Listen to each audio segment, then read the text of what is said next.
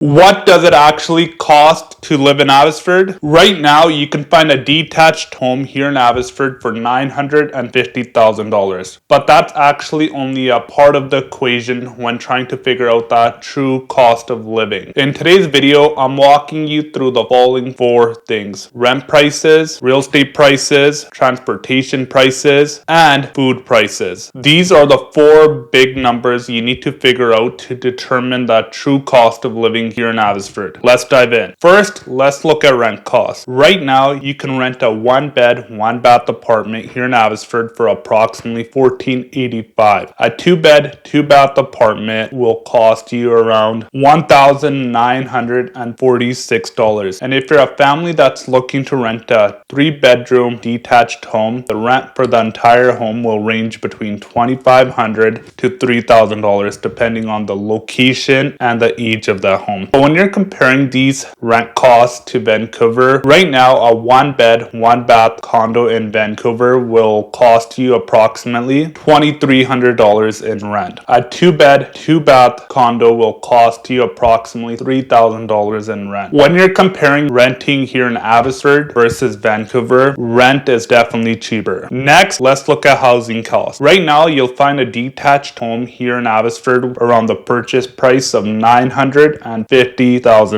If you're looking to buy a 3-bed townhome, you can find a townhome right now around $650,000. If you're looking to purchase a 2-bed, 2-bath condo, that's going to cost you approximately $400,000 to $425,000. And if you're looking to buy a 1-bed, 1-bath condo, you're looking at a purchase price between $300,000 to $325,000. Right now, the average income of a single person living in Abbotsford is around $48,000. The combined household income of two people living here in Abbotsford ranges between $108,000 to $131,000. And one of the things that you need to determine is your average household income when buying a house. Your average household income will go a lot further when it comes to buying a home here in Abbotsford versus cities in the lower mainland. The other positives about living in Abbotsford is your property taxes will be lower in comparison to cities like Langley, Surrey, Richmond, and New Westminster. And the main reason is Abbotsford falls out of the jurisdiction. Residents living in Abbotsford are not charged the TransLink levy for the SkyTrain in your property taxes. Next, let's talk about transportation costs. Right now, when you research the average insurance prices for people that own and drive cars, there's no public data out there. One thing that I can tell you folks is what you pay for your monthly and yearly car insurance depends on your age and how good of a driving record you have. So here's an example. If you're someone that's over 50 years old and you have never gotten into a car accident, your insurance premiums will be lower than someone in their early 30s who has gotten into a few car accidents, and their insurance premiums will be a lot higher in comparison to you. The other thing is gas in Abbotsford is usually about 10 to 15 cents cheaper in comparison to cities in the lower mainland. And if you're looking for a bus pass here in Abbotsford, it's around approximately a 30-day pass is around $55. And if you're someone that's over 65, that bus pass will be around $42. And the reason why I'm talking about transportation costs, folks, if you're someone that works in the lower mainland, these are things that you're going to have to factor, which include gas costs and the maintenance of your car if you're thinking about relocating here to Abbotsford. Next, let's talk about food costs. Right now, food costs for a male between the ages of 31 to 50 is approximately $450 per month. And that rounds out to a yearly expense of $5,397. And the food cost for a female is approximately $404, which is give or take $4,842 per month. These aren't exact numbers, but they're just an approximate. The things to keep in mind, folks, is the monthly grocery cost costs will be different for a single person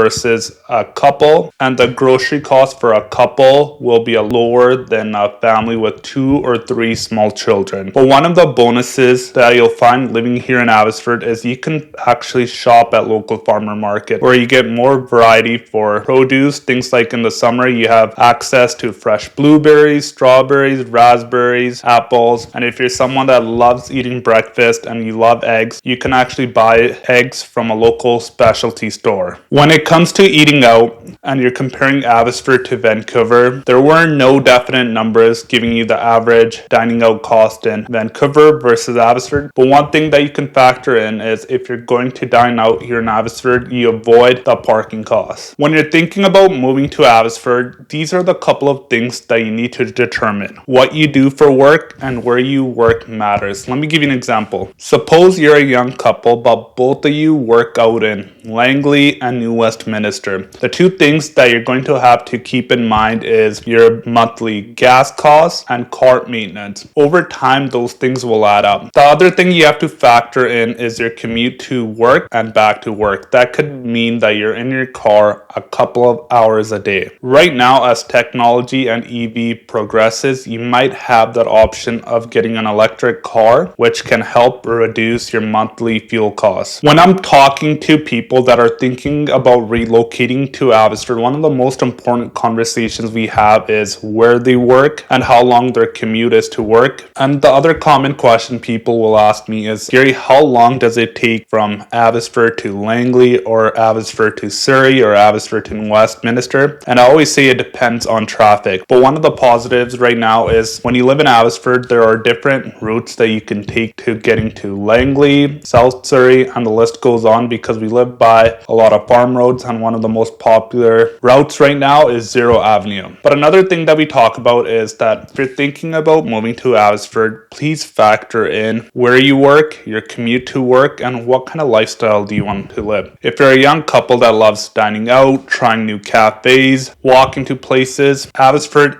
isn't the place for you. If you're someone that's okay living a slower pace of life, eating at home a little bit more, enjoying nature and trails, Abbotsford might be the right place for you. When you're moving to Abbotsford and you're comparing housing prices of Abbotsford to Vancouver, Abbotsford isn't necessarily cheaper. Here's what I mean. You have to factor in things like where you work and how long it takes you to commute to work. Those are things that increase your cost of living. Where Abbotsford can be the perfect place is if you're someone that works local and you have a short commute to work. Then you can enjoy the full advantages of living in the city, in the country, and your transportation costs will be a lot less. Drop a comment and let me know your thoughts about how much it costs to live in Abbotsford. When you're thinking about buying your home in Abbotsford, one of the most important things to figure out is the best areas to live. That's why you need to watch my next video, because I walk you through the top 5 neighborhoods you should be living in. I'll see you on the other side.